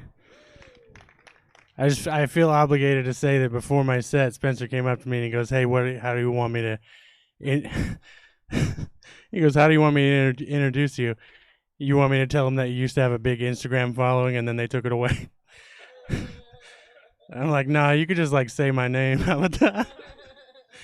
How you would introduce a person, you know?" I'm gonna tell you guys a story of a tattoo that I got. But it's really a story of a time that I decided that I was going to move to a hippie commune. Let's start with the tattoo. I decided to let my friend at the time, his name was Tucker. It's never a good idea to have a friend named Tucker, just first of all. Decided to have my friend at the time, who happened to have just bought his first tattoo gun and like ink and stuff on Amazon. He was like, "Hey, let me give you a tattoo, man." And I was like, "Cool, dude. Let me do my toe knuckles." Because, you know, I was a badass. And he's like, "Dope, dude. What do you want on your toe knuckles?" And I was like, "I'm going to get purple haze on my toe knuckles." So do the math on that. That's one foot says PURPL. And the other foot says E-haze. Like some kind of weird weed dispensary app or something. So we did it. So I got that tattooed on my toe knuckles like a real badass 18-year-old. And a few days later, that guy comes back because he was also my weed dealer. So that guy comes back and He goes, hey, man, I brought this movie. Check this movie out. And he puts this movie in. It's a documentary about a hippie commune. And so we watch it, and I go, that was pretty cool. And he goes, you want to go there and live there for the rest of our lives? I was like, huh.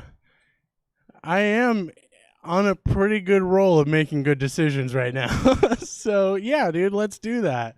So me, him, and then this chick that I didn't know was joining us till the day that we left, drove to Siskiyou County in the middle of winter in a Hyundai sedan up a mountain in the snow. And to its credit, the Hyundai made it to the top of the mountain. But that's where it got stuck. It got stuck at the top of the mountain. So we had to... And it got stuck like at the top of the mountain as the sun was going down. And this camp or commune or whatever the fuck you want to call it, this old mining camp that people have just taken up shop in, is at the bottom of the mountain. And our car's stuck. So we just grabbed what we could get on foot. We had to leave most of the food. It's like, because it was heavy. It was like cans of stag chili and shit.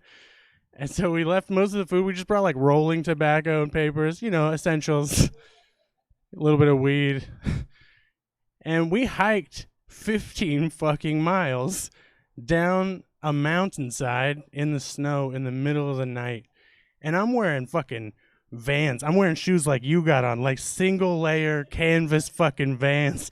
My feet were soaked the second I got out of the car. And so we hike down. It takes us all night. And then by the time the sun starts coming up, we see the first sign of civilization, which is this tiny little hand-painted sign that had some fucking hippie thing on it that I wasn't even in the mood for at that point. I was like, fuck this place, bro. This place is a piece of shit. I hate all hippies. All of them. And then like it was still like a mile and a half from there. And then we get to this commune, and the people are shook that we showed up in the morning in the winter. They're like, hey, this guy was like, he would live there for like 12 years. He goes, no one ever comes in the winter. And I was like, oh, God, what the fuck? And then they asked us how we got there. And they were like, we were like, we drove a Hyundai. And it got stuck at the top of the mountain. They're like, that's not good. That's the only road in. And if anyone needs to get out, they're just going to push your car off the side of the mountain. And so we're like, okay, maybe we won't stay forever. Maybe we'll just stay till Monday. This is Friday morning. So we decided we're going to hike back out Monday. So we get there, they take us in, they make us like this beet and Brussels sprout soup that was the worst thing I've ever tasted to this day. I still have nightmares about it. It's really bad. But I ate it begrudgingly, and something they called bread. It wasn't bread. It was I think they had lost sight of what bread was. They had been down there too long. And then and so a few days go by, we see a bunch of like titties, and we do some acid, and you know, there's a baby crawling around in the snow for most of the time. It was I don't know if it even had parents there, to be honest with you. It might have just been a baby of the wilderness. I have no clue. But Monday morning rolls around, and we're like, all right, guys, thanks for sharing your acid and your weird beet soup and shit, and we're going to take off. And we hike 15 fucking miles back up. Same shoes, same snow, all that shit. We see, like, bear tracks right next to where we're walking. We're like, all right, well, I have a 2-inch blade. We'll be fine. It'll be okay. We get up to our car. There's a note on the car from some local or whatever. Note says, hey, we need to get through on Tuesday, so if your car's still here, we're pushing it over. This is like Monday afternoon when we get there. We're like, oh, shit, guys, we lucked out. So we get in the car. The only way down, because the fucking Hyundai is stuck in the snow, is to back down. We had to go in reverse like 3.5 fucking miles down this windy mountain road. And then we get back to my house, and I go, that was a really fucking bad idea. That was a super bad idea. Pretty sure that baby up there is dead. I'm glad we got out when we did. And then I take my shoes off, and I look at my fucking fresh tattoo that I just did 2 snow hikes in thin shoes, and it doesn't say Purple Haze anymore. It says Derp on one foot, and it says Chaz on the other foot. So now for the rest of my fucking life, I have a memory on my feet that says Derp Chaz to remind me of that one weekend I was a fucking idiot and thought I wanted to live at a fucking hippie commune. Thanks so much. My name's Bill Wallace.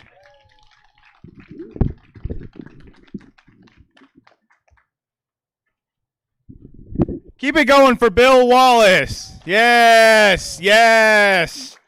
All right, your next comic is one of my favorites, one of this local favorites.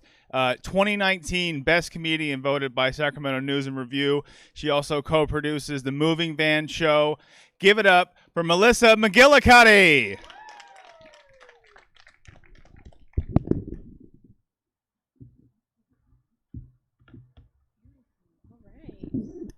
Hello, it's a real taxi cab confession here tonight, huh? Whew, I went on a family vacation a few years ago to Bogota, Colombia. That's a real family vacation destination, right? It's like, pack up the car, kids. We're heading to the world's largest manufacturer and distributor of cocaine. But nothing really funny actually happened on the trip. Well, that's not true. Some weird shit happened, but I haven't written any of the jokes for that yet. I haven't worked through all those demons in therapy. But I did have a really interesting flight home, which is what tonight's story is about. So I was very cheap when I purchased my flights. And for those of you who have traveled and you know that the cheap flight is the one that takes 25 hours to get from Bogota to Sacramento. So I land in the States and I have Florida to Phoenix, Phoenix to Sacramento, just two more flights. Last time I told this joke, a gentleman said, "Oh, are you flying Southwest?" And I was like, how did you know that? And he said, "Oh, it just sounds like a Southwest flight pattern." I'm like, "Sir, now that things are opening back up, I'm going to need you to go out and get some hobbies." And like, he did not work for Southwest. He just knew Southwest flight patterns. So I'm getting on the plane. There's a lady in front of me who's trying to put her suitcase in the overhead bin, as one does. Except this was like the largest suitcase I've ever seen in my life, and it did not want to go into the overhead bin, and it just eventually gave up on life, and it fell out of the overhead bin and it landed on a lady's head who was sitting in the seat right underneath the bin, right? And I'm watching this all unfold, just like, ooh, that lady is dead. Like a suitcase straight just fell on her head. And that lady was like, "I'm fine, everything's fine." And I was like, great, the zombie apocalypse is just like unfolding here in front of us and everyone's acting like it's fine. So for those of you who do fly Southwest, you know that you get to pick your own seat on the plane. And so as fate would have it, the only seat left on the plane was in the very back, the last row, sitting next to suitcase dropper. Right? The lady who dropped the suitcase on the other lady's head. You remember her. We just talked about her. So normally I don't like making small talk with strangers, but I was so curious about how she was feeling about what had happened. So I was very discreetly like trying to make small talk with her. You know, I was like, "Oh, beautiful weather we're having here. Traveling for business or pleasure. Hey, so how do you think that lady's doing?" Like, that was a pretty big suitcase. What are the dimensions on that thing? It's definitely not carry-on size. And this woman, of course, had wanted nothing to do with me. And she was like, "I don't know, the lady said she's fine, so I'm guessing she's fine." I'm like, "Oh, okay, is that your official statement for the police report?"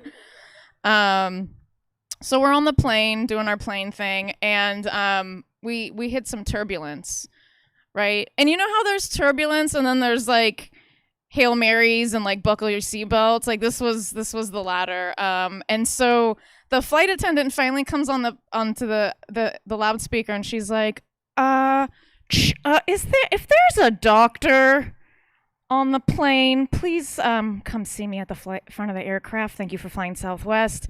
And I was like, yo, it's that lady. It's her neck. Like, it's always funny to me too when someone asks for like a doctor on a plane or a boat or a house, right? It's just like, anybody can say they're a doctor. They're like, how are we going to prove that? You know, it's like, "Oh, you say you're a doctor? Can you just take this BuzzFeed quiz for us real quick so we can verify your medical credentials?" So at this point, I'm starting to get a little bit nervous because of all the turbulence. We're running a little bit behind.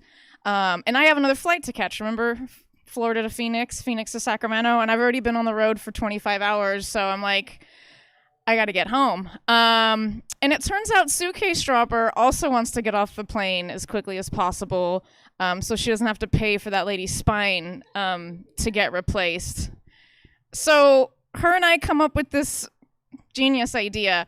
We were like, we're going to rush to the front of the plane, like right when it lands, but before anyone else gets up, right? Because remember, we're sitting in the very back. So we're like, well, that's going to shave like 5-10 minutes off the whole deboarding process. So the plane lands. I rush to the front, as we had discussed. A flight attendant comes out and greets me, and she's like, "Sir, can you please have a seat?" And I was like, "Sir? That means only one of us came up here." And so I turn around, and Suitcase Dropper is just like sitting in her seat waving at me, right? And I was like, you know what? That old saying is true, right? Never trust a lady who drops a suitcase on another lady's head and then acts like everything is okay. Y'all know that one, right? So I try to reason with the flight attendant. You know, I'm like, look, I'm already up here. I got to get home. I have a connecting flight. And this woman in the front, an elderly woman, we'll call her Karen. She's like the OG, like the Karen to spawn all other Karens. She gets up, she decides that she needs to get involved in this, and she announces, she's like, well, we all have connecting flights. And without even thinking, I was like, yeah, but mine's not to heaven. I know, I was like, I gotta write that one down. That's gonna be a good part of this story. So yeah, everybody pretty much hates me on the plane at this point.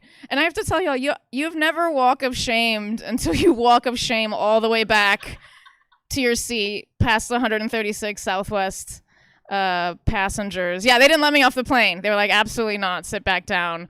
And so, yeah, and here's the worst part. I still made my connecting flight, and I was an asshole for no reason. So I'm going to work on the ending for that. But thank you all very much for coming out tonight, and keep it going for your host, Spencer.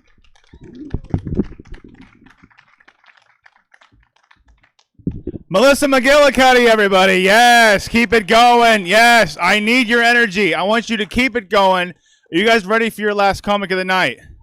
All right. This guy's one of my favorites. He's got an album, Get Rich or Diabetes. He's gonna be at Savage Henry next week. Give it up for Dijan Tyler.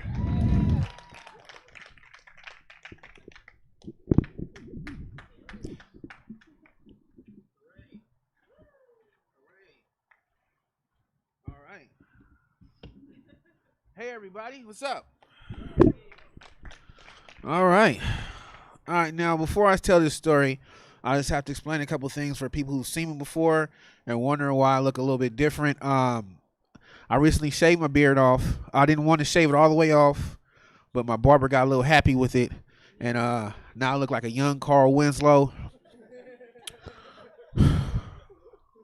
Kind of depressed about that. But this story I'm about to tell, listen, this story is 100% true, but it also is it's raunchy. So if you guys are down for that, let me hear, because I have some other shit I could tell, but this one I think you'll like if you're ready for this. Are you ready? Okay, round of applause. Okay. It's about the time I got sold into sex slavery on the road. Now, as a comic, we go on road trips, and sometimes what happens on the road is supposed to stay on the road, except for in this case, this story has reached legendary status outside the road.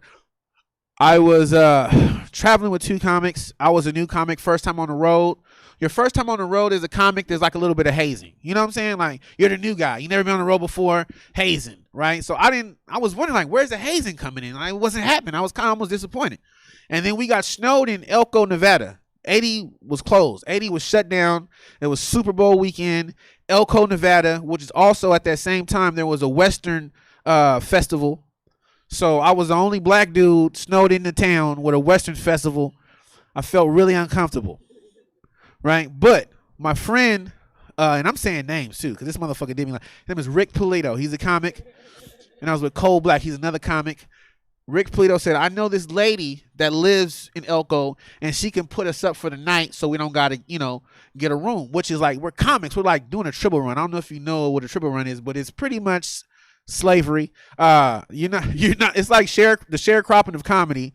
So, paid very little, right? So I had like $40. I'm trying to get home with this $40, right? So he says, we're going to meet her at the bar. Okay, we're going to meet at the bar. So we go to the bar, and she walks in. Every girl walks in like, is that her? And they're like, no, that's not her. Is that her? No, that's not her. And this girl walks in. I didn't even ask if, because it couldn't have been her. She was like 6'2". She was about 260. She was big, right? She was big. And she came in, and that's her. I said, ooh, okay. So she comes over, and she's like, hey, how you guys doing? And she has that look in her eye, and she has that haircut that I just know that she fucks with black dudes. She's white, but I just know. Like she had the little short haircut with the little fucking little colors and shit, and the Karen. I said, oh, goddamn. So she's all on my homeboy Cole Black. She's all, because he had a suit on and shit, and she's all on him.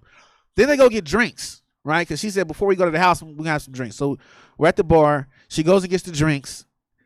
They come back with the drinks. All of a sudden, she's all on me now. She's forgot about Cole. And I didn't do nothing cute. She wasn't even there. So I'm like, why the fuck is she all on me now? And she's this is a lot of person to be on you. Like, she's like on me literally. And so I'm thinking like, what the fuck? So I have a meeting with my fellas. Hey man, what's going on? Like, she was on you and now she's on me. I'm confused. And then Cole and Rick were like, yeah, well, we got to the bar and decided that you thought she was cute and we told her that. I was like, I never said that. And they're like, we know, but we need a place to stay. And you're the new guy. So I'm like, is this how comedy works? Like, I didn't know that. Wow. Okay. So she's like, yeah, well, I got a 2-bedroom. And I'm like, I'm counting. I'm like, how's that going to work? So we get back to the house. Nice little house. Very nice little house. Cozy. She's got a cat. Cole's allergic to cats, right? So Cole's like, I get the spare room. Rick was like, well, my back's fucked up. I got backiotomy problems, so I need the couch. Backiotomy is not a real disease. He's fucking lying to me. So the lady's like, well, you can sleep in my room. I don't bite. And I'm like, you bite a lot of shit. You are 300 and some pounds. All you do is bite shit. You bite, chew, swallow, repeat. You do all that. Right? But I kept it cool. I said, they're like, and then Rick's an old school Mexican dude. He's on the couch. He's like laughs in Spanish, like, and it was like subtitles and ha ha ha, but spelled with J's. So I'm like, fuck, this is crazy. So she goes to the bathroom, right? And I didn't know she was in the bathroom, but I said, hey, where's the bathroom at? And then I hear, it's in here. I'm like, okay. So I walk down the hall, and she's in the bathroom in the tub. There's a lot of her in the tub, right? And I was like, I just need to take a piss. And she was like, go ahead. And I'm like, it's right here. Like, you're not gonna leave? She's like, nah, just go ahead. And then I hear splashing, right? I'm pissing, and her head's over there. When I'm pissed, I hear splashing and sloshing, and then she pops up here, like she pops up like a manatee, like right. Hey, I'm like, oh, this is weird. I wash my hands and leave. I said, I'm gonna go to sleep fast, right? Because I know women do that too when they don't want to have sex. You just go to sleep fast. You just pretend we sleep.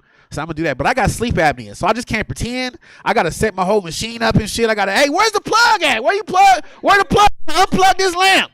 So I unplugged the lamp. I put my sleep machine on, and now I want to set the scene. I want you to visualize what the fuck happened to me. So this is the bed. The bed is against the wall, right? The bed is against the wall, and there's a window right there, and the moon is full. Like the one night I wanted to be dark as shit, the moon is full. Like the moon is on bright high beams. It's coming through unfiltered moonlight, and I'm trying to sleep. I got the machine on, and I'm trying to sleep, and then I hear the door open. It's like that ominous, like.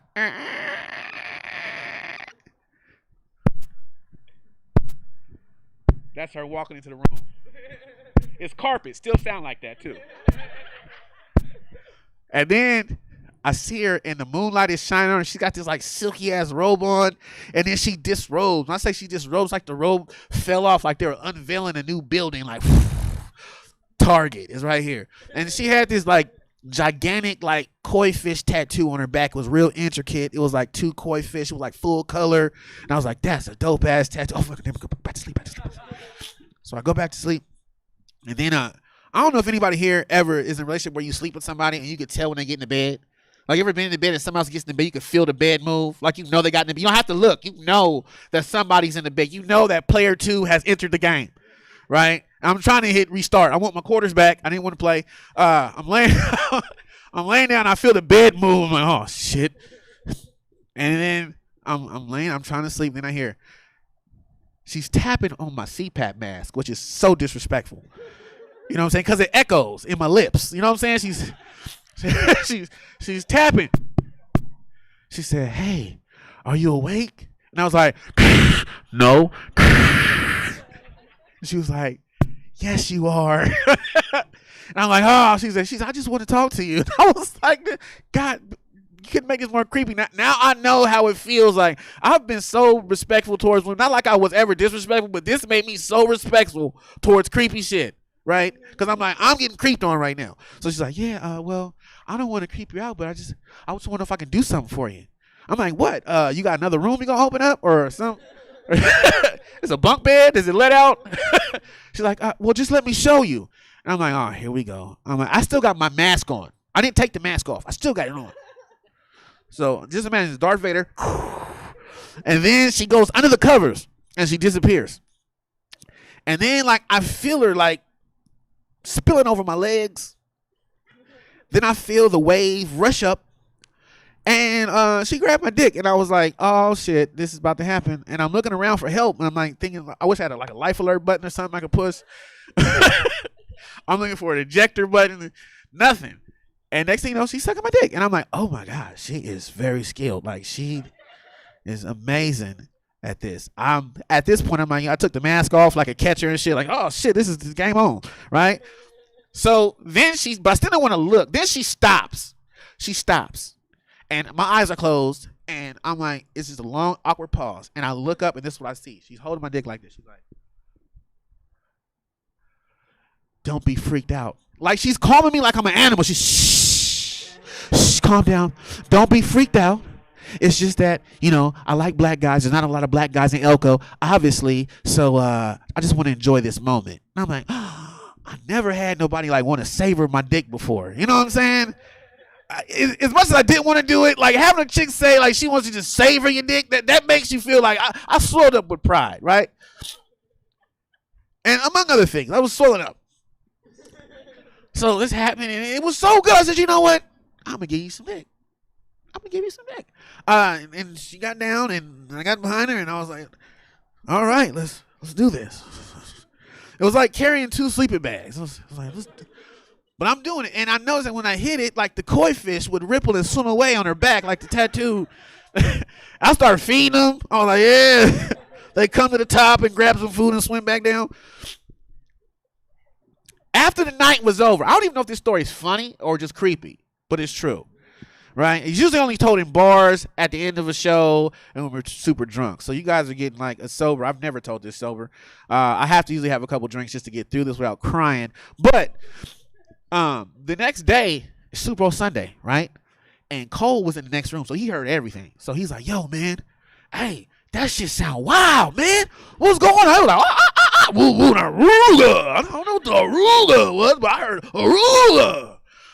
And I was like, yeah, man, it was crazy, man. She go to work. She actually, she's all right with me. And he's like, hey, man, you think that she thinks she still want to, And she heard that. She was like, not a chance. You had your chance. And she walked off. I'm like, oh, that's my girl. That's what I'm talking about. So she's like, hey, since we're stuck for the Super Bowl, how about I take you guys shopping? You guys can buy some stuff for the Super Bowl. You know what I mean? Like, you can buy some stuff. You can get whatever you want because we're going to be at my house. So I'm like, cool. So we go to the store. Now, this is where I get my revenge because as we're going through the store, it's like I was the father and Cole and Rick were the children. So they had no say over what go in the grocery basket.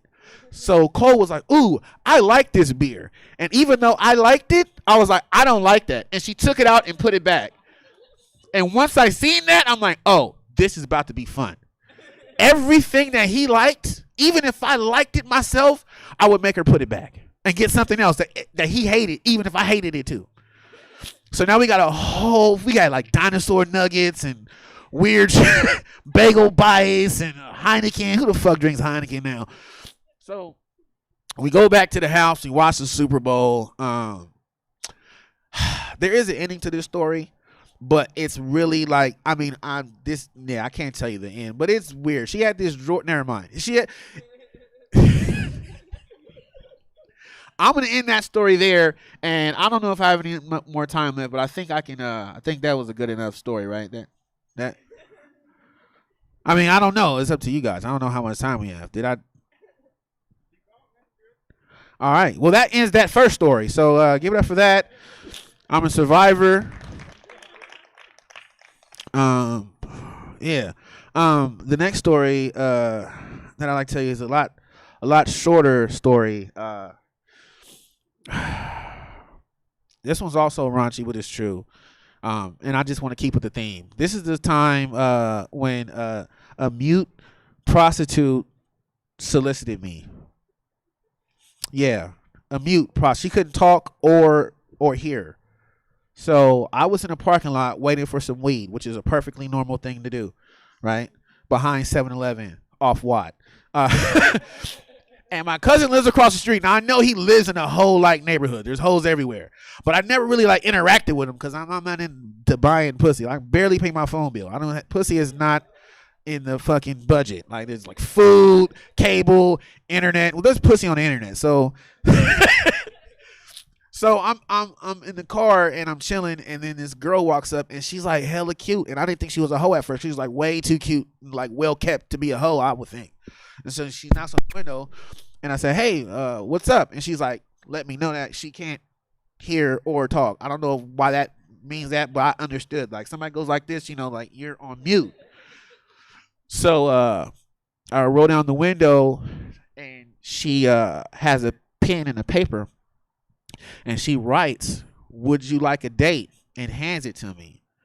And I'm like, "Oh, okay," because I thought she was gonna try to sell me that little handicap shit, the little pamphlet. But she was I was like, oh, she's trying to get this dick, right? And now this is after Elko. So at this point, I'm like, you know what?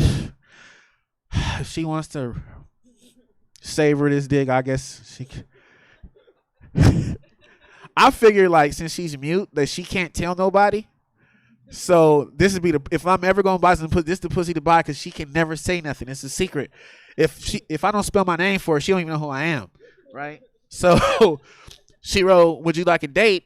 And I took the paper and I wrote, "Oh shit, with you?" And I really wrote, "Oh shit, with you?" And she was like, "Oh." She didn't say "oh," but like not me, motherfucker. And then she goes into the darkness and pulls out this other bitch that looks like Keith Richards. Yeah, she looks like everything bad. Like she was bad. Her shoes didn't match. They were on the wrong feet. Her hair was string. She looked like Keith Richards, like exactly like Keith Richards. And I was like, ooh, I was like so mad. I'm like, how am I that bad? Like you would really like pull the switcheroo like on. I didn't want to buy pussy at all anyway, but now that you offered it to me and you like pulling like this the switcheroo, you know what I'm saying? And I was like, yeah, come down to the car lot and buy this new 2018 Mercedes. You get there and it's a fucking Corsica. You're like, yo, what the fuck is this? This not the car on the ad. So I was a little upset. My feelings were actually hurt. So I was like, to think that she would think that I would do that. Like, come on. Like, I have a car. I have all my teeth. Why would I fuck that?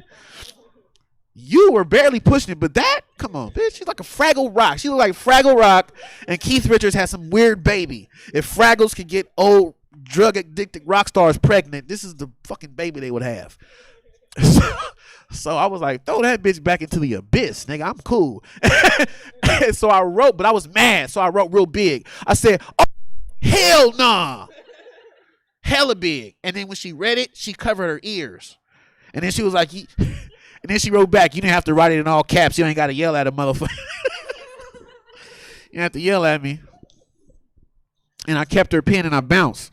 My name is DeJan Tyler. Thank you.